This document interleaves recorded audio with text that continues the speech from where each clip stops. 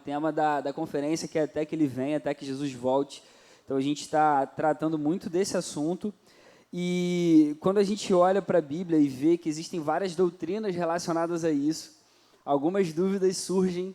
Então, existem várias perguntas. É como se fosse um paredão específico voltado para a segunda vinda, para o fim das coisas. A gente vai falar de escatologia, vai falar um pouco da ordem das coisas, né? Então, a gente colocou aí essa semana no Instagram do Up e do Go, essa caixinha de perguntas, né, para que as perguntas sobre esse tema fossem feitas ali. E aí a gente vai fazer aqui meio que um bate-bola em que vai ter pergunta feita e, ao mesmo tempo, tem pergunta gravada que as pessoas mandaram para a gente participar. Elas mandaram, mas elas estão aqui. Enfim, mas é só para ficar um negócio mais online, assim. Tem, vocês vão saber. As que fizerem aqui, sim. As outras, não. As outras vai ser resumido mesmo.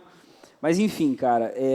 Então, a gente já vai entrar já diretão. Não sei se vocês querem dar alguma... Como é que é o nome disso, né? Quando começa?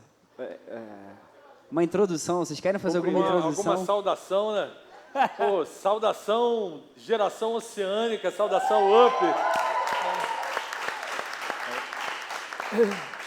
Só em ver vocês aqui, a gente já é super abençoado. Ver uma galera da geração de vocês, na idade de vocês, passando um final de semana em conferência, no momento que a gente está vivendo no nosso planeta, isso já é um milagre, isso já é abençoador. Eu já fico assim, emocionado e privilegiado de viver esse momento com vocês. Glória a Deus pela vida de vocês. Tenho certeza que a nossa cidade, o nosso país vai ser muito abençoado pela vida de vocês. Amém. Eu queria dizer que, desde que começou ontem, que lá em casa, a gente está 24 horas por conta da live, né? A gente assiste assim, o que a gente não pode estar presente, a gente assiste pela internet. Então, até o contador, a gente fica assistindo, aquele contador de 20 minutos. Tá bonitão, né? O contador novo, já viu? Tá bonitão. Pô, maneiríssimo. Tá com as músicas novas, que a galera já não aguenta mais as mesmas músicas de sempre, dos contadores. Mas, pô, queria dizer que estou sendo assim, muito abençoado pelos painéis que eu vi, todos, né? Deus está falando muito ao meu coração. E, para mim, é muito nítido, muito evidente que a onda está chegando mesmo, a onda do avivamento, ela está a caminho, e breve ela vai passar por aqui, né? Aqueles que desejarem de todo o coração vão ter essas experiências profundas, tremendas, indeléveis, eternas com o Senhor. A conversão é só a primeira experiência da vida cristã. Depois tem muitas outras coisas profundas, incríveis, maravilhosas para a gente experimentar, e é uma realidade a ser vivida. Está chegando, gente. Amém. E a live é um sinal disso. A presença de vocês aqui é um sinal evidente disso. Amém. Tenho certeza disso que você acabou de falar, cara. Vamos lá, vamos entrar já direto no assunto, que é um assunto difícil, mas ao mesmo tempo é um assunto que a gente não tem o menor problema de falar, de fugir. O fim das coisas e a volta de Jesus tem vários assuntos específicos que a Bíblia não deixa tão claro, né? E por conta disso existem várias linhas teológicas para explicar alguns temas específicos dentro desse tema maior da volta de Jesus. E aí é legal vocês estarem aqui até para mostrar para a galera aqui qual é até assim, a linha que a Igreja Oceânica defende e a linha que a gente acredita ser a mais correta, tá? Então já vamos para a primeira, assim. Quando Jesus voltar, como que vai ser a ordem dos acontecimentos? Por favor, Zé, por favor, pastorzão. Eu só vou ficar sentado aqui. O cara é o meu mestre, como é que eu vou falar alguma coisa aqui? Que é isso, Marcão? Para com isso, rapaz. Então, gente, vejam só. A verdade é que o fim ele já teve início com a primeira vinda de Jesus. Então, a leitura que nós fazemos das Escrituras talvez seja um pouco diferente do que alguns costumam ouvir, como, por exemplo, considerando que o milênio é uma coisa, o milênio seria uma época real em que Jesus voltaria, ele, com o seu corpo, seu novo corpo físico incorruptível, reinaria aqui nessa terra, e os santos reinariam aqui, ocupando cargos de liderança nos diversos países, estados e cidades. Mas a nossa interpretação é diferente. Para a gente, o milênio, ele não é literal. Ele, na verdade, já começou. A gente já vive o que a Bíblia chama de plenitude dos tempos. Então, junto com o milênio, já vem uma série de outros eventos aí que estão muito diante dos nossos olhos. Nesses dias, tem me chamado a atenção coisas da seguinte maneira, seguinte fato. Não sei se vocês têm acompanhado, mas algumas mídias sociais, como, por exemplo, o Twitter, o Facebook, o próprio YouTube, o que eles têm feito? Eles têm censurado, olha só, mídias sociais que alegam ser democráticas, abertas, livre expressão.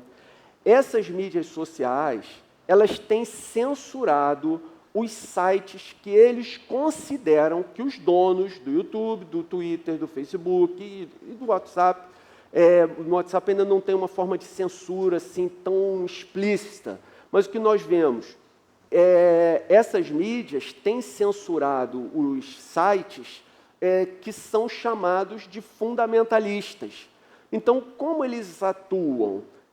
Eles simplesmente dão um jeito de que esses sites deixem de ser monetizados, ou seja, a pessoa não ganha mais em função do conteúdo que ela produz. Então, o que a gente tem visto hoje, diante dos nossos olhos? Vários sites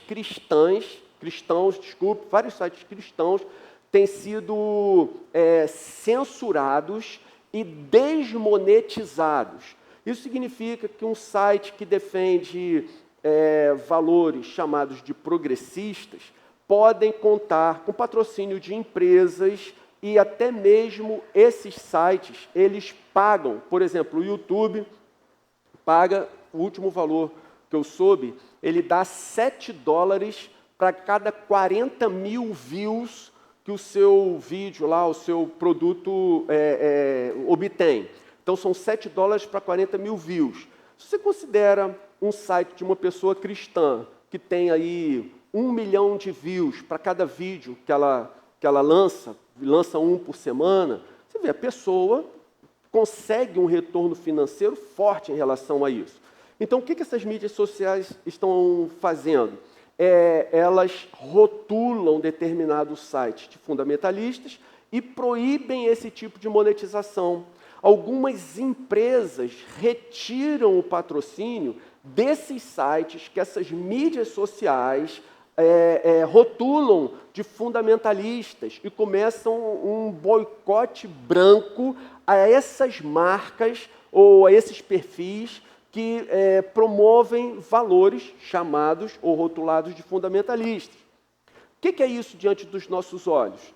É o cumprimento daquela profecia que diz que nos últimos dias, quem não tiver a marca da besta na testa e na mão, não poderá comprar nem vender.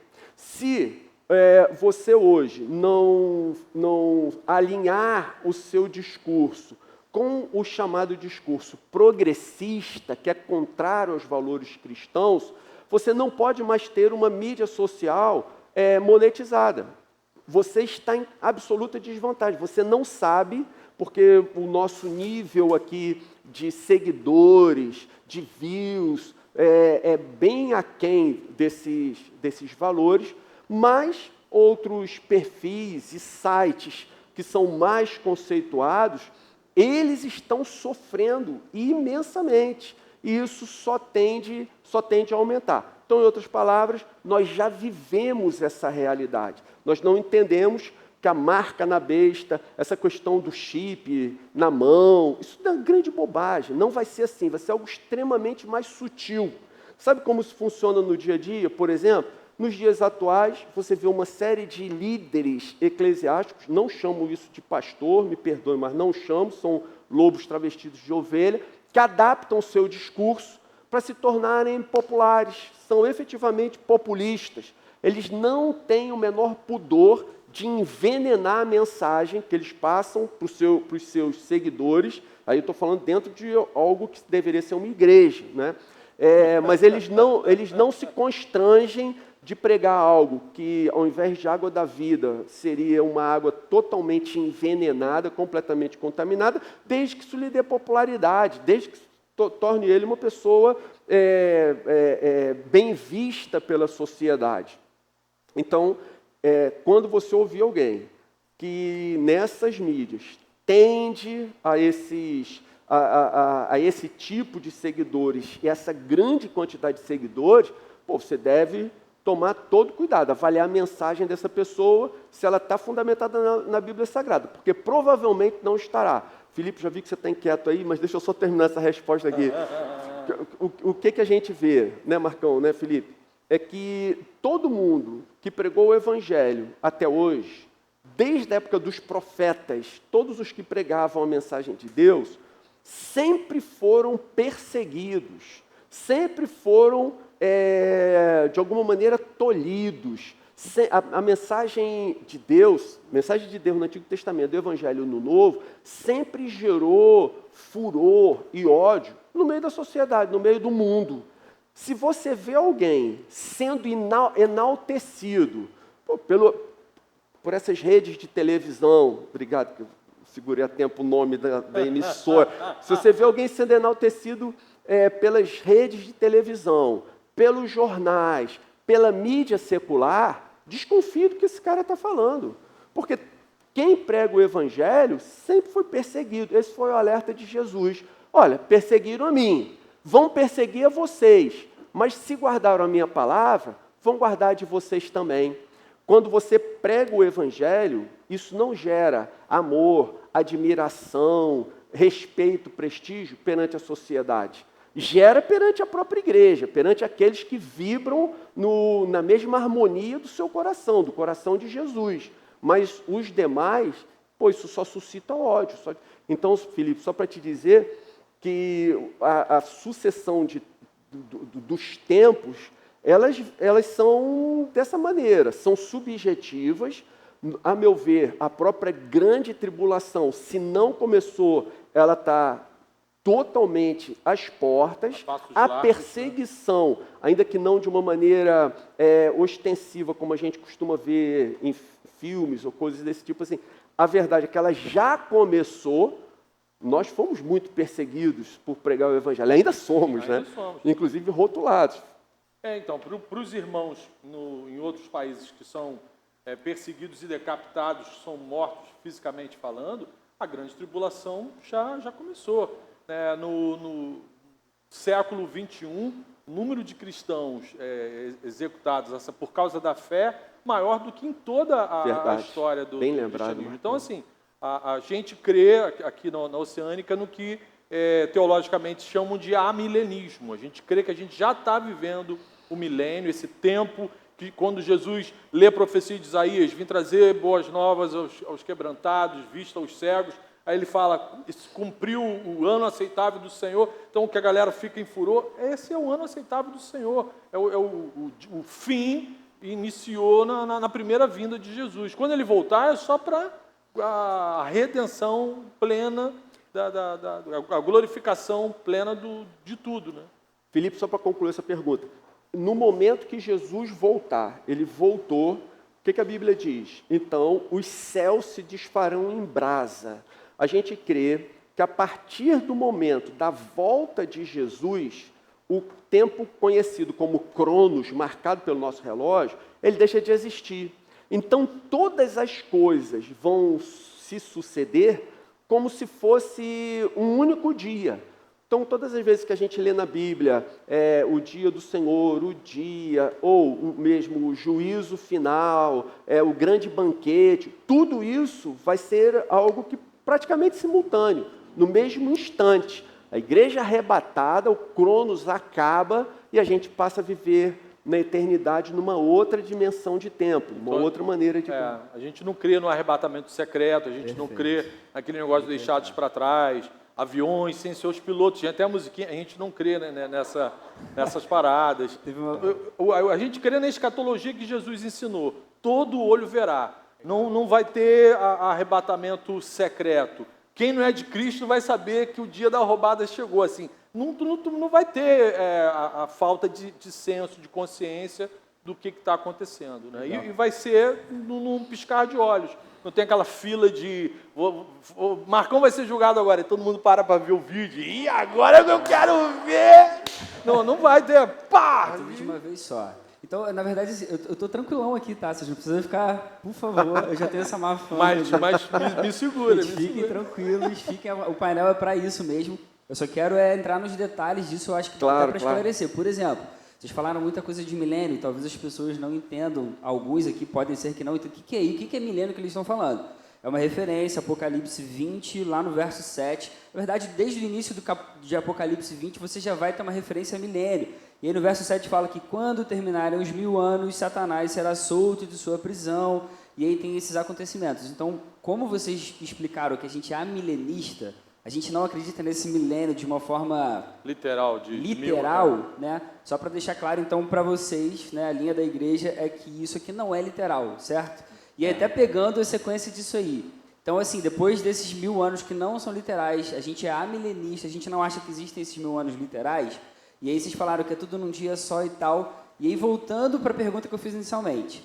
Então, a gente vive a grande tribulação, a igreja vive a grande tribulação. Se não começou, está às vésperas. Perfeito. Então, a gente vive, depois Jesus vem, depois é juízo final e depois começa a eternidade com Jesus. Essa é a ordem? Exatamente, Felipe. Mas quando Jesus volta, então deixa de contar o tempo, entende?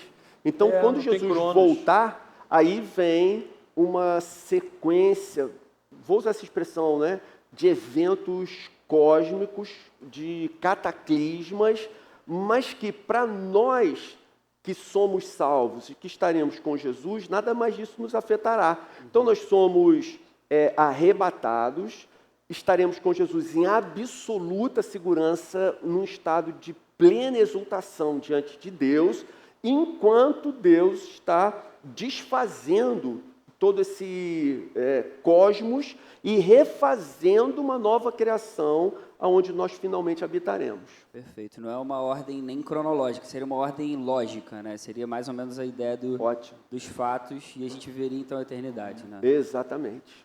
Maneiríssimo. Tem uma pergunta do Matheus aí, que ele enviou pra gente. Fala, galera, boa noite. Então, eu sei que quando eu morrer, eu vou ter um corpo glorificado. Na visão de vocês, que corpo glorificado seria esse? Por exemplo, se eu morrer agora, eu tenho 20 anos, eu vou ressuscitar com um corpo de 20 anos, mas e se eu morrer com 70 anos? Eu vou ressuscitar com um corpo de 70 anos? Como é que vai ser essa parada? E quem morre criança, por exemplo? Muito boa. Boa pergunta. Muito boa. Vou fingir um ataque cardíaco agora, que o pessoal esquece essa pergunta. Então, cadê o Matheus? Marcão, eu vou só fazer uma introdução, e você responde. Olha só. Com relação a essa questão pós-morte, eternidade, céu, novos céus e nova terra, a gente está tratando de assuntos extremamente santos, é um terreno absolutamente santo. Alguns assuntos não estão claros, assim, de uma maneira explícita na Bíblia, mas que você pode, muita coisa, apesar de não estar explícita na Bíblia, você pode afirmar com relativa segurança. Então, por exemplo, essa é uma questão, ela não está clara na Bíblia, não existe nenhum texto que fale claramente a respeito disso, com que idade nós vamos ressuscitar, mas que a gente pode deduzir como a coisa vai suceder. Já sou eu agora? Então, a Bíblia dá pistas para a gente. Moisés e Elias no Monte da Transfiguração com Jesus. Eles foram vistos ali num estado de pleno esplendor, ainda não era o corpo glorificado, isso só é algo que só vai acontecer após a volta de Cristo. Cristo ressurreto é um exemplo do que vai acontecer com a gente, mas a gente só vai receber o corpo glorificado após a vinda de Jesus. Então, assim, hoje, quando um cristão morre, ele entra no estado de pleno esplendor, mas ainda não tem corpo físico glorificado. Mas ali Moisés e Elias estavam no estado de plenitude. Essa coisa da idade que a pergunta levantou, isso só é relevante para a gente que vive debaixo do Cronos. O tempo só existiu por causa da queda. Então, Deus enxerga a gente no estado de plenitude. Qual é a aparência que a gente vai ter nesse estado de plenitude? Não sei. Mas com certeza não é um bebezinho, nem é um velhinho. O velhinho também colhe, né? Não é um bebezinho, nem é um velhinho. Porque é um estado de plenitude, de plena consciência, de pleno entendimento, de plenitude, não falta mais. Plenitude é não ter mais falta. Então, a gente pode afirmar que Moisés e Elias eram reconhecidos, não perderam sua identidade, eram reconhecidos como Moisés e Elias e estavam num estado de pleno esplendor.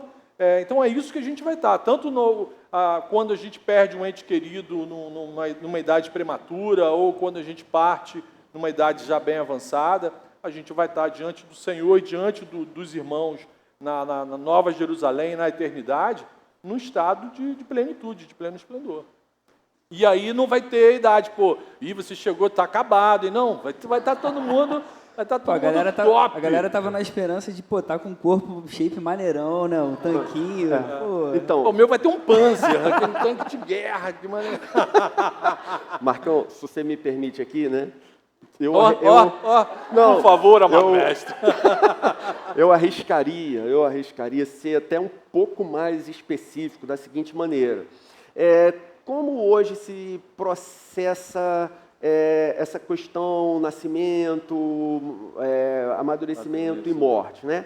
Hoje nós nascemos, enfim, bebês, crianças, pré-adolescentes, adolescentes, atingimos uma fase, vamos dizer assim, de absoluta maturidade, e depois daí, o carro começa a descer por causa do pecado, aí a gente começa a envelhecer, enfim, todo esse processo de degeneração do organismo, que é uma mera consequência do pecado.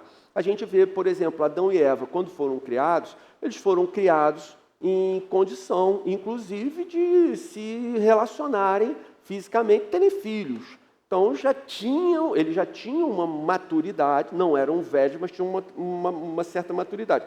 Então, entrando nesse campo santo, com temor, mas apesar da Bíblia não ser clara, como vocês estão vendo, eu arriscaria dizer que todo mundo teria algo em torno disso. Ou melhor, nosso corpo seria algo semelhante a algo que hoje seria algo, talvez entre 25, 30 anos, mais ou menos, que é quando a gente atinge esse ápice da nossa forma física, do sistema emocional, enfim, em todos os sentidos. Vai estar todo mundo garotão. Eternamente, forever young. I wanna be forever young. Vamos cantar esse corinho direto, né? Forever young. Exatamente.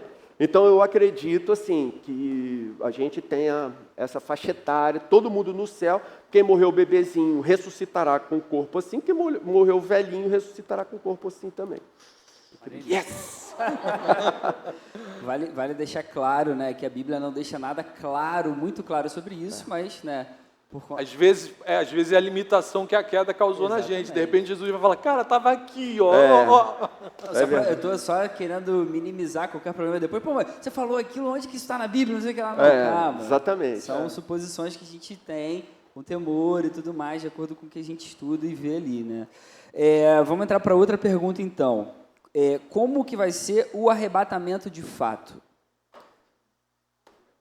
Só vou responder quando acontecer. Quando Paulo fala de encontro nos ares, a gente especula, né, imagina aquela coisa, galera subindo. Agora, a gente está aqui tem ar, aqui tem uma camada de gasosa, de uma porção de coisa acontecendo. Então, essa transmutação da matéria não necessariamente precisa acontecer a 30 metros de altura, 20 metros de altura. Vai dar muito trabalho um drone para me levar. Então, assim, esse encontro nos ares, eu não tenho dificuldade para acreditar, para entender que pode ser a minha matéria vai sofrer uma mudança, uma transmutação que independe da altitude relativa do mar, né, em comparação. Então, eu não tenho dificuldade, eu não creio, não tenho. Também, se Jesus quiser me encontrar comigo a 100 metros de altura, está maneiro também. Eu quero me encontrar, né? Então, esse encontro nos ares, para mim, você dentro da atmosfera. A Bíblia dá uns sinais, né? Ela dá uns sinais, não. Ela dá Ela as pistas, fala né? algumas características de como será. Então, por exemplo, quando Jesus subiu aos céus, 2 anjos falaram aos discípulos: olha, do jeito que vocês viram ele subindo, assim ele voltará. O próprio Senhor fala que quando ele voltar, ele vai voltar como relâmpago. Então vai ser algo repentino, súbito, e vai pegar uma multidão, a maioria dos habitantes da terra de surpresa. Como nos dias de Noé. Como Jesus nos dias fala de isso, Noé, como nos dias de exatamente. Noé. Ninguém esperava que viesse a chuva e ela veio. A mesma coisa, da mesma forma vai se suceder no arrebatamento. Agora, eu tenho também uma notícia, suposição, porque isso não está claro na Bíblia, mas dentro dessas especulações que a gente pode fazer com uma certa fundamentação bíblica, é uma má notícia para quem acredita que o arrebatamento livrará da morte, da experiência da morte. Alguns teólogos modernos sérios acreditam que no momento do arrebatamento, nós primeiro vamos morrer e aí sermos transformados. Então, todos passarão pela experiência da morte. Isso tem uma razão de ser. Nós temos que morrer para acabar com o pecado definitivamente em nós. E aí todos nós ressuscitaremos em igualdade de condições. Então, só porque, como tem esse pensamento, né? Eu, durante muitos anos da minha vida, eu falei, tomara que eu seja arrebatado, não tem que passar por negócio de morrer, né, e tal, que bom, vou ser arrebatado. Enfim, mas hoje, estudando um pouco mais a fundo, eu vejo que o entendimento desses caras mais sérios leva para esse sentido. Todos morrerão, ninguém será especialmente privilegiado nesse sentido. Mas é especulação, né, gente? Fundamentado na Bíblia, mas faz todo não está sentido, explícito. Porque, não está explícito. O Senhor dá um decreto lá no Éden, agora vocês vão morrer. Vão morrer. E se a gente é descendente de Adão e Eva, a gente vai morrer. Vamos lá, vamos para outra aqui. Em Apocalipse, João vê a visão lá dos novos céus e da nova terra, né? Apocalipse 21. Ou seja, o céu é aqui, né? Jesus vai transformar todas as coisas aqui, ele vai destruir tudo isso aqui, e a eternidade que a gente vai viver com Jesus é aqui, só que como novos céus e novas terras, certo? O céu vai ser aqui. Se o céu vai ser aqui, transformado, tudo perfeito, a gente vai viver eternamente com Jesus aqui, de uma forma totalmente nova e maravilhosa e perfeita, aonde vai ser o inferno? Essa pergunta é complicada. Eu vim de lá, eu morava lá. 16 quilômetros daqui. Maldade, olha o João chateado ali com você. Faz isso não, né, João? Né, João? É mole saber onde é essa parada, é mole. Então, é importante frisar que esse credo, desse plano de continuidade, faz parte também dessa linha teológica que a gente crê. Nem todo teólogo você vai encontrar teólogos sérios que não creem nesse processo de continuidade. Eu, particularmente, creio nisso porque quando Deus criou todas as coisas do nosso planeta, o que ele falou? Muito bom. Quando criou o ser humano, muito bom. O que deu de ruim aqui? Pecado. Volta de Cristo, a redenção plena, remove o pecado. Qual a necessidade de levar a gente para outro planeta, para outra galáxia? Acabar com Itacoatiara? Não. Vai acabar com aquele localismo. Vou poder pegar onda de sup lá em Itaquá. Mas eu creio nesse processo de continuidade porque Deus fez tudo bom.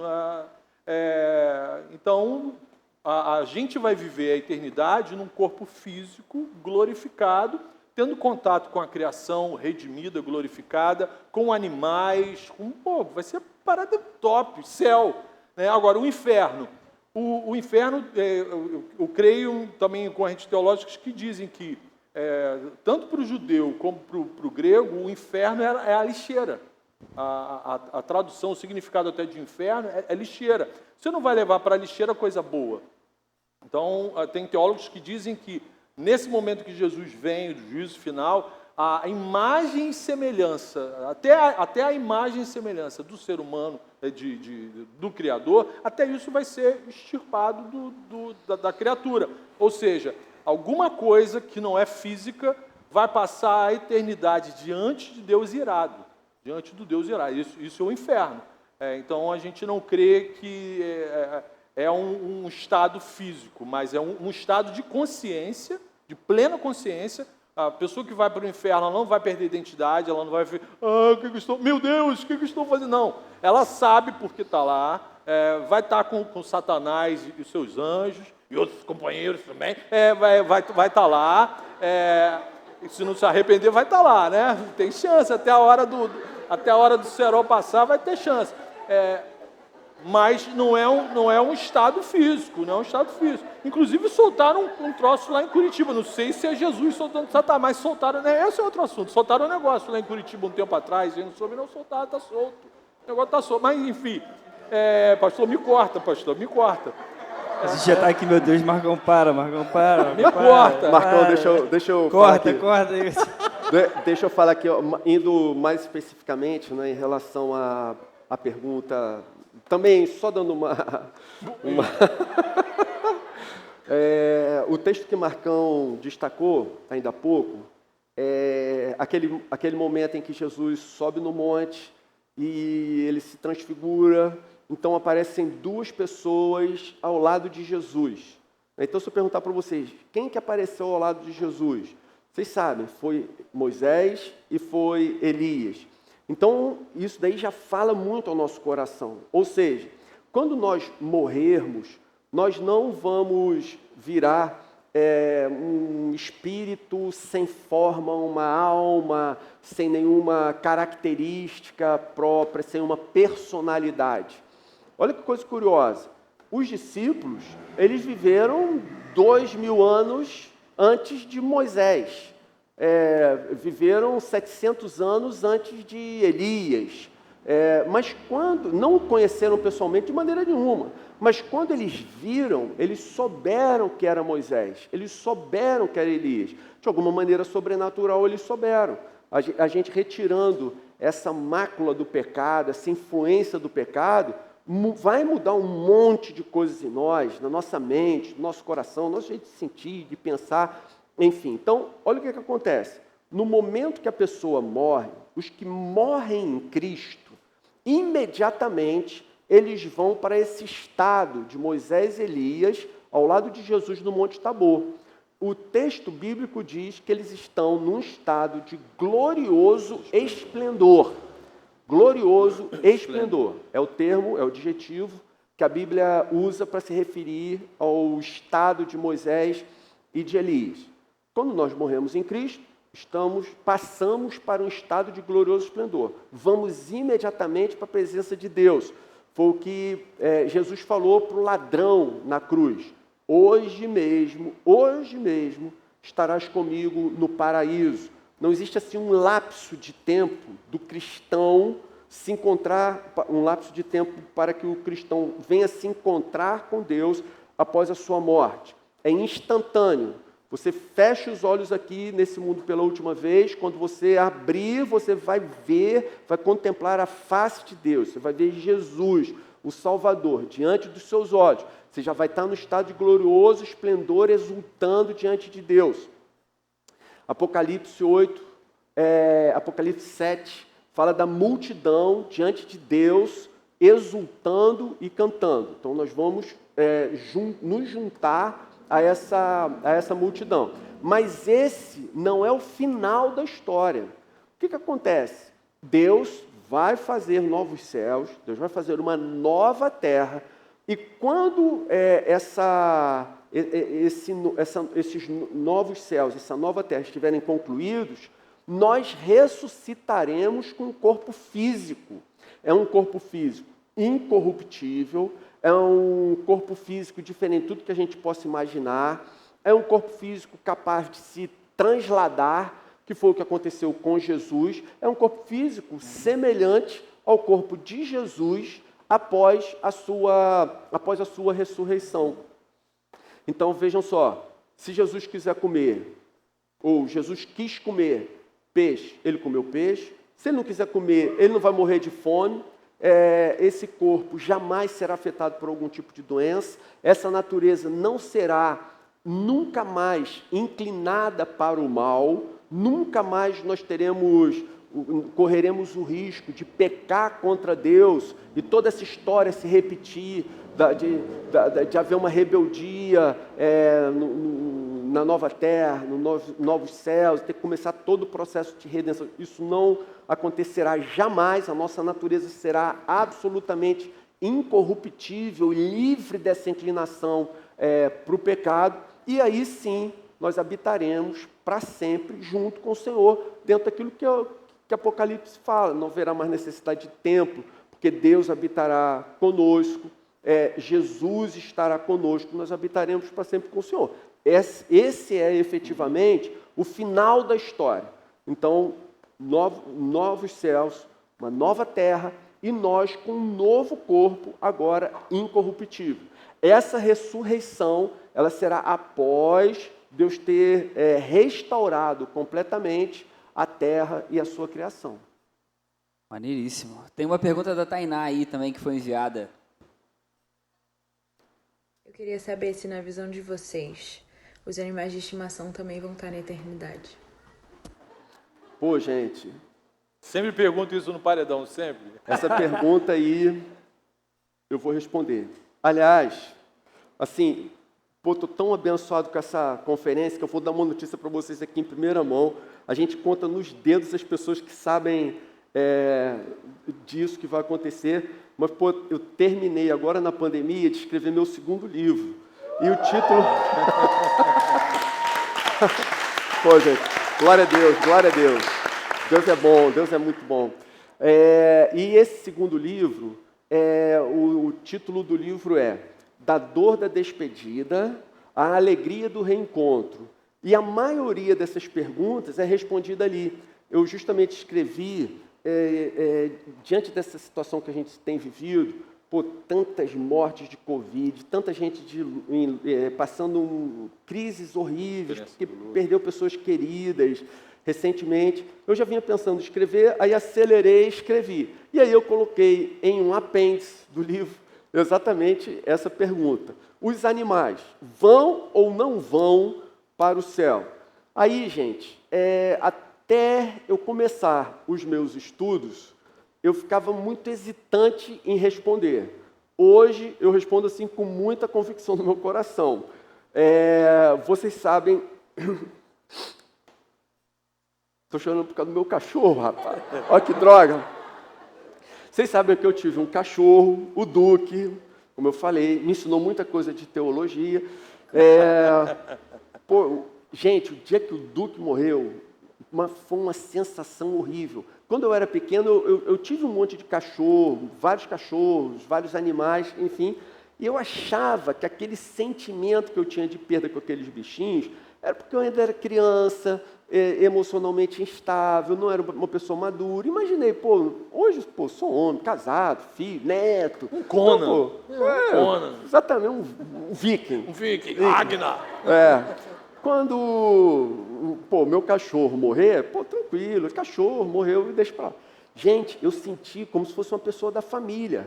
Eu passei dias assim de luto, que só quem tem um animalzinho que gosta e o animal morre, entende o que eu estou falando. Né? Só quem passa por isso que entende.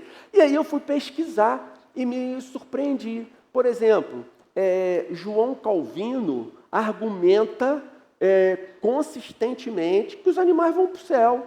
Se ele fala, então vai, pô. O quê? Calvino? Se Calvino fala, Pois é. Calvino, Isaías, fala também Isaías. Então, João Calvino, cara, que é assim, o cara que cunhou toda a teologia reformada, que fundamenta a teologia reformada, enfim, com seus pensamentos. Cara, uma das mentes mais brilhantes de todas as eras. Teologicamente falando, então, cara, pô, você conta nos dedos os caras que eram brilhantes como ele, né? Outro, Charles Spurgeon defende, assim, consistentemente que os animais irão para o céu. Enfim, e aí eu comecei a ler vários textos bíblicos, tentar fazer uma leitura fundamentada na Bíblia a respeito disso. Aí o que eu constatei? Então, veja só, quando o homem pecou, Deus disse que se arrependeu de ter feito o homem, não os animais. Então, Deus não se arrependeu da sua criação. Deus se arrependeu de ter feito o homem, porque o homem pecou. Quando você começa a ver algumas passagens bíblicas, por exemplo, destruição de Nínive, Deus discutindo, argumentando com Jonas, ele fala, olha, pô, você está aborrecido aí porque eu deixei de destruir a cidade, mas eu ponderei no meu coração para tomar a decisão de não destruí-la, que lá havia muitos homens, além de muitos animais. Então Deus deixa claro que ele considerou os animais, não teve o mesmo peso que os homens, mas também pesou no seu coração a vida dos animais para que ele não destruísse Nínive.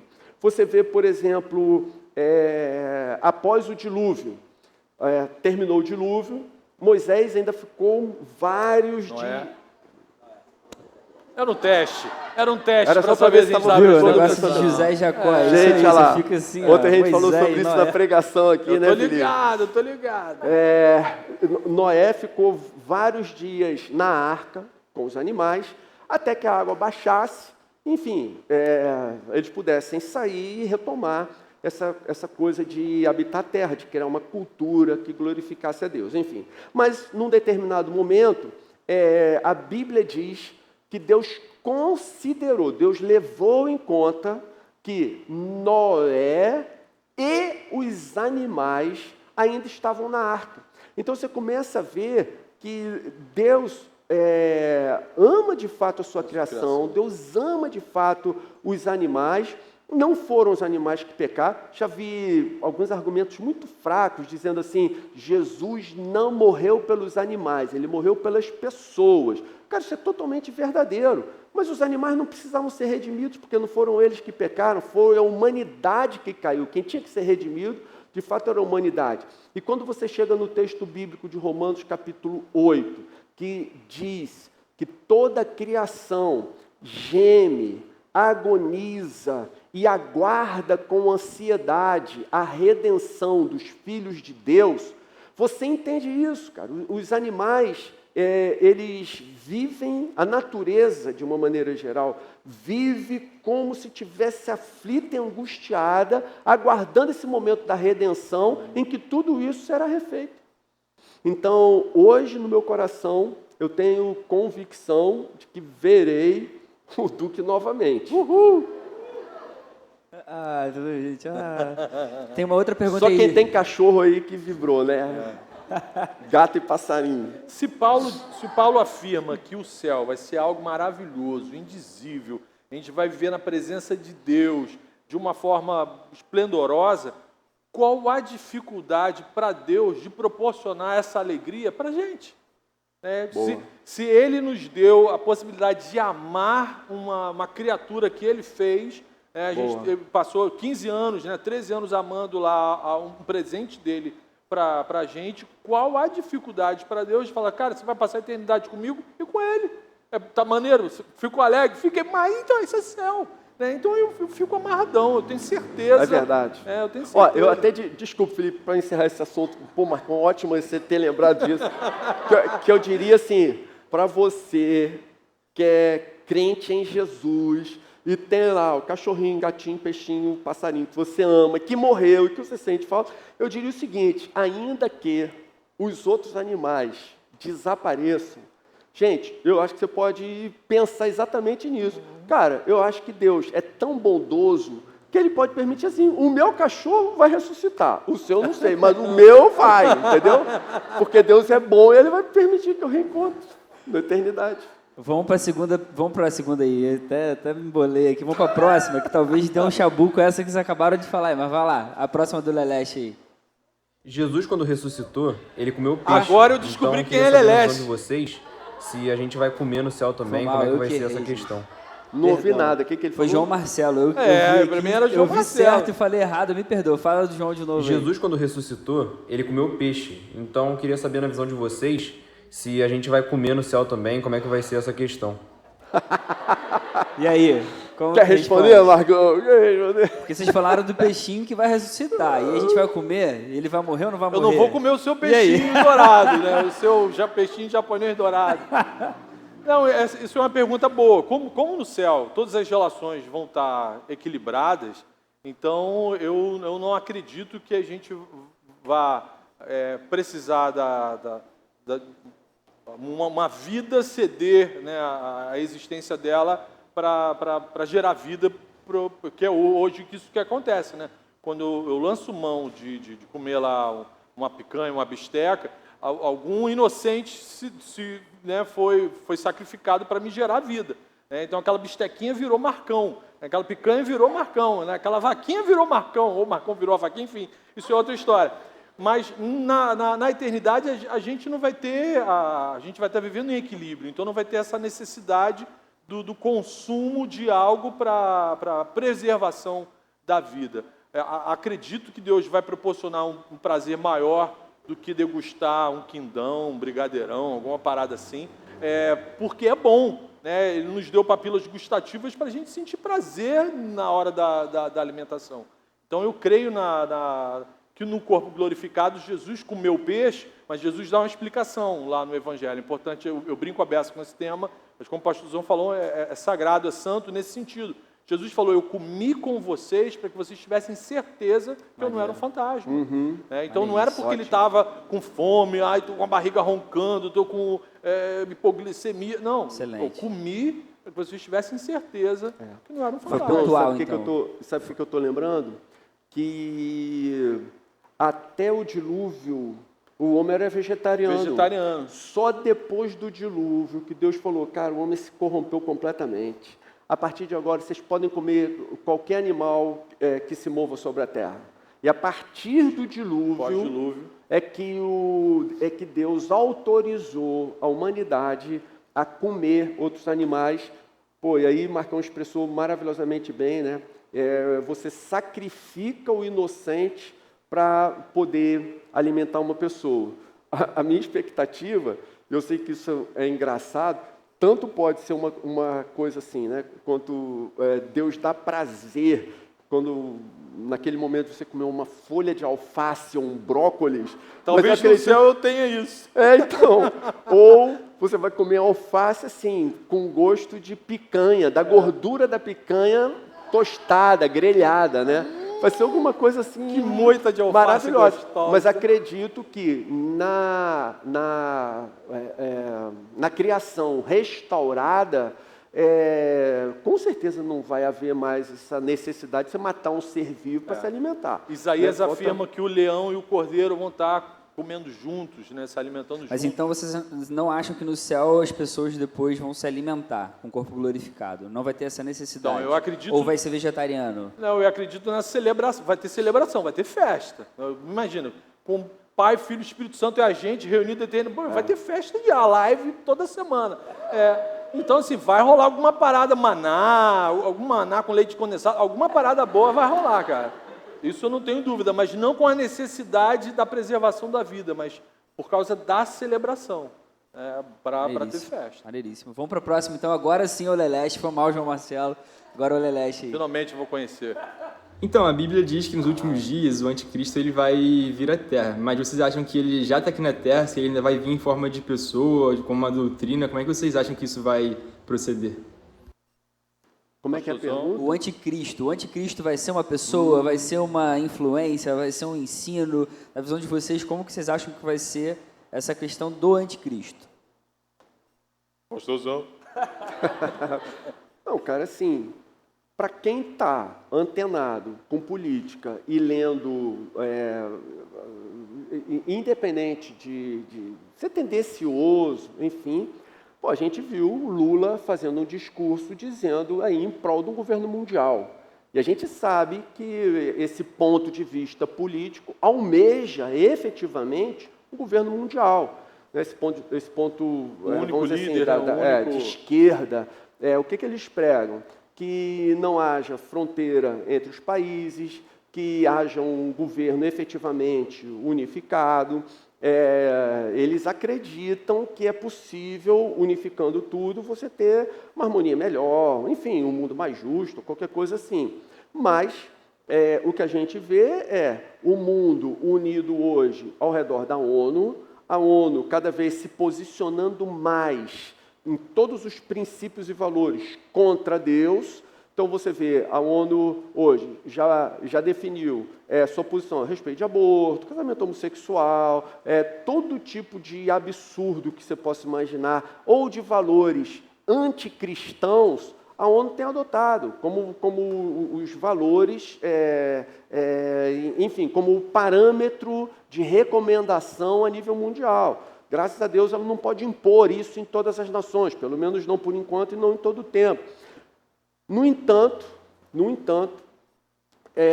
hoje em dia, esses teólogos mais consistentes e sérios, eles tendem a acreditar mais que o anticristo é um ensino, exatamente por ser algo mais sutil. Como eu falei ainda há pouco, a maioria das pessoas espera que a marca da besta seja um chip na mão, um chip na testa. Sem isso você não vai poder comprar e vender. Cara, mas é uma coisa muito mais sutil que já está vigorando e as pessoas não percebem, né? Já está vigorando. Não vou repetir para não ser enfadonho, mas enfim. Então, da mesma maneira, esse anticristo, se ele é um ensino que surge dentro da igreja, com uma aparência de piedade, aparentemente fundamentado na Bíblia Sagrada, ele vai enganar muito mais as pessoas do que aquele vilão, malvadão, perverso, que vai se levantar como um líder e se intitulando, inclusive, de anticristo ou qualquer coisa nesse sentido. Então, hoje, 2 tipos de teologia que são o anticristo ali, filosoficamente enquadrado, são a teologia da prosperidade, que desvia o olhar, a gente falou isso no Gol recentemente, né? Que desvia o nosso olhar de Jesus, do reino de Deus, dos valores bíblicos, para valores absolutamente mundanos. Do ponto de vista da teologia da prosperidade, Jesus foi um fracassado, a bênção de Deus só é evidente na sua vida se você enriquecer, se você tiver uma casa muito bonita, um carrão maravilhoso, se você despertar inveja nas pessoas, nos vizinhos. Então, teologia da prosperidade é veneno puro, não tem fundamento nenhum na Escritura Sagrada. Se você aplicar a teologia da prosperidade, se você pegar a teologia da prosperidade e aplicar a Jesus, a conclusão que você chega é que Jesus foi um absoluto fracassado, alguém sem a bênção de Deus de maneira nenhuma. E muita igreja influente, conhecida, aqui do nosso lado, adota a teologia da prosperidade com todas as letras, e afirma que adota e que acha isso bom, tá certo? E a segunda é o tal do liberalismo teológico, que lança dúvidas a respeito da Escritura Sagrada. Então, por exemplo, não sei se você já leu em algum lugar algo do tipo assim: e se tudo que você aprendeu até o dia de hoje estiver errado? Olha que coisa sutil. Isso é absolutamente demoníaco. Isso é uma coisa assim que só serve para minar a confiança da igreja na Escritura Sagrada. Não edifica em nada. O teólogo liberal, você pode ver, ele não tem nenhuma proposição assertiva. Ele vive de questionar a fé alheia. Ele lança dúvidas o tempo todo, questionamentos, perguntas. Ele mesmo se furta de dar respostas. A verdade é que o teólogo liberal, ele não é crente. Ele não acredita na Bíblia Sagrada. O teólogo liberal não acredita em céu, não acredita em inferno. Crê que demônios são influências e traumas que você traz da infância, que acompanham você durante toda a vida.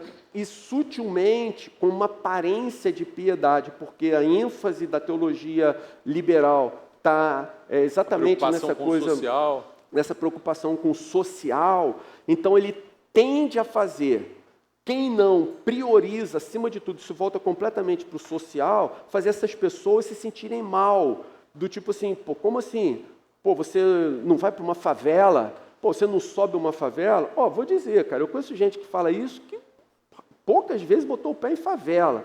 Eu trabalhei 2 anos dentro de uma, eu era ameaçado de morte todo dia, eu sei o que é trabalhar dentro de uma favela. A maioria das pessoas que tem esse tipo de discurso não sabe, não bota o pé lá, manda outros, e depois vai para a televisão para dar entrevista. Então, olha, toma cuidado com esse tipo de discurso. Então, nos dias atuais, esse tipo de mensagem que fala do bem-estar do pobre, do cuidado com os presos, em benefício da sociedade, mas que tem vergonha de falar de Jesus, não fala de Jesus claramente, não dá a mesma ênfase para Jesus, para a cruz, para a mensagem do Evangelho, que dá para as questões sociais, cara, desconfia. Esse trabalho social jamais vai redimir uma pessoa. Nós só somos redimidos pela cruz de Cristo. Amém. A única mensagem que tem efeito definitivo e eterno na vida das pessoas é a cruz. Se nós queremos mudar efetivamente a vida do pobre e da sociedade, nós precisamos pregar o Evangelho de uma maneira séria, porque é o Evangelho que traz essa mudança real da sociedade. Se você pegar os países hoje que são potências econômicas, as principais delas, como Inglaterra, Holanda, Alemanha, Estados Unidos, o que levou esses países ao enriquecimento foi a pregação do Evangelho, especificamente a Reforma Protestante. Existem estudos acadêmicos, conceituados e sérios que mostram que a fé protestante leva um país à riqueza, enquanto outras maneiras de fé levam o país à miséria e à tragédia. Muita gente vive dessa coisa de alimentar a culpa alheia em relação aos pobres. Vocês não fazem nada, então vocês são cínicos, vocês são hipócritas, ninguém aqui foi para a favela, vocês não são pessoas que mereçam qualquer tipo de admiração, vocês são o tipo de cristão hipócrita que a gente conhece, são os religiosos que Jesus condenou durante o tempo todo. Esse tipo de gente, esse tipo de discurso, não tem absolutamente nada a ver com a mensagem do Evangelho. A real mensagem da cruz é essa: você faz a sua parte, você viva a realidade do Evangelho, você pregue o Evangelho, com o seu comportamento mude a sociedade. É essa transformação que a gente precisa.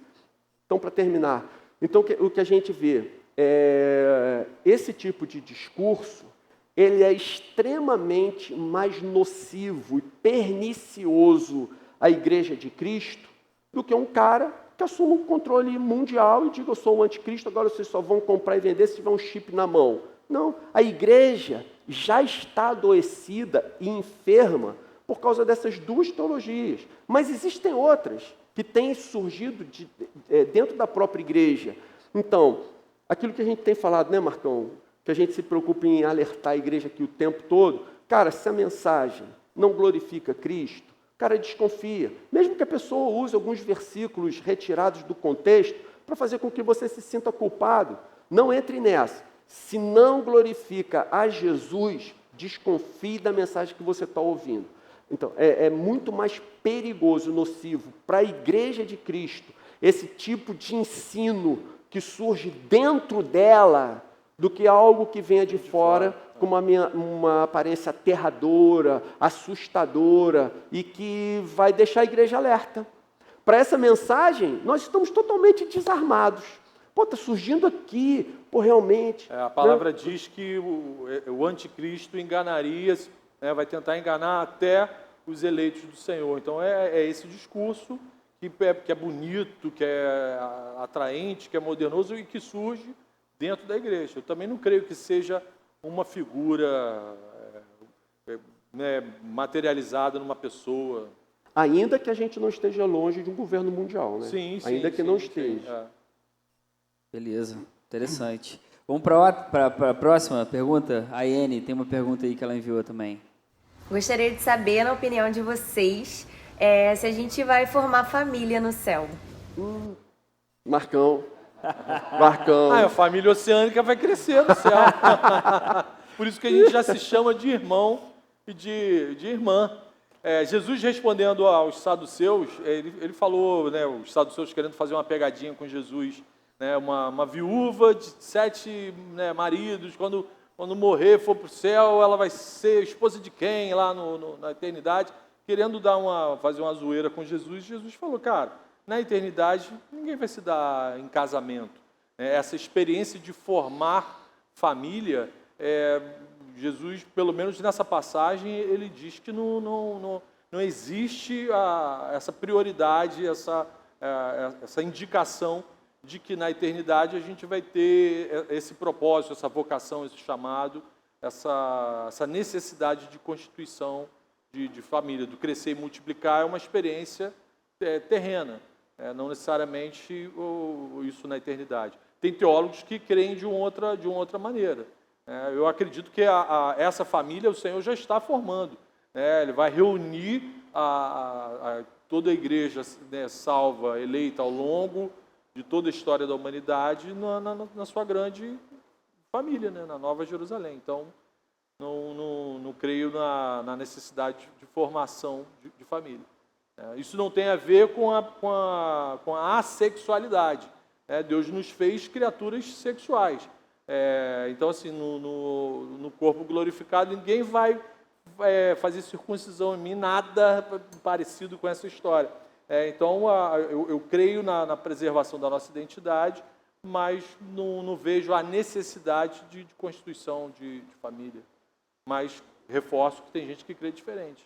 Porque tem uma outra linha, né, teológica que fala sobre essa questão, porque antes do homem pecar, obviamente, ele já fazia sexo, etc. A ideia é justamente de multiplicar. Existia uma né? vocação, existia um chamado. Não esse que é o pecado original do homem. De forma alguma. De forma alguma.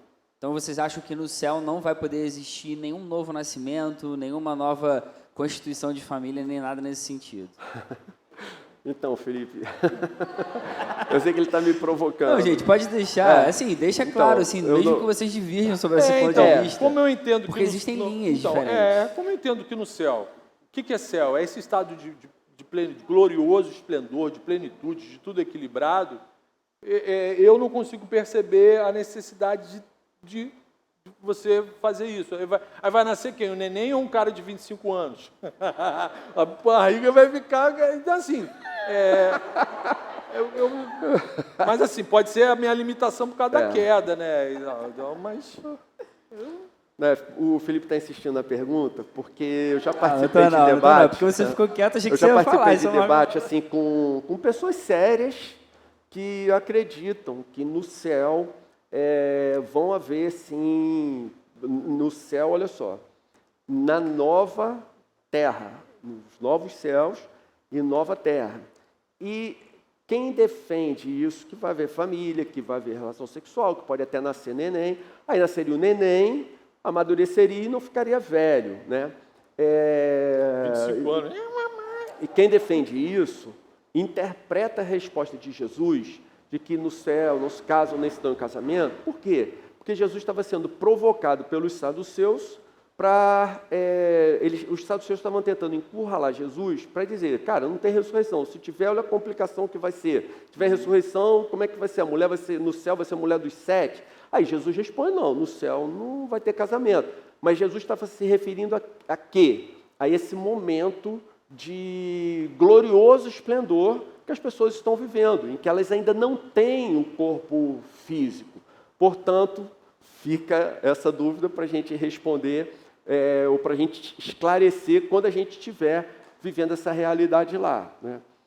Então, não tem como garantir nem que sim e nem que não. Tem pessoas... Da tela azul. E quem defende... e quem participou desse tipo de debate, discussão, enfim...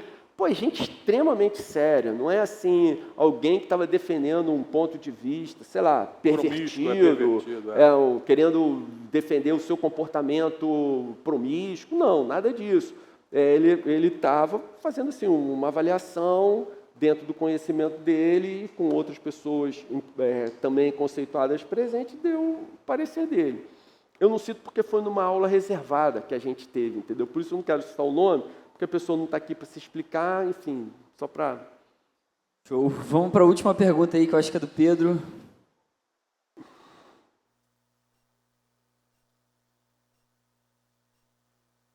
Tem, não?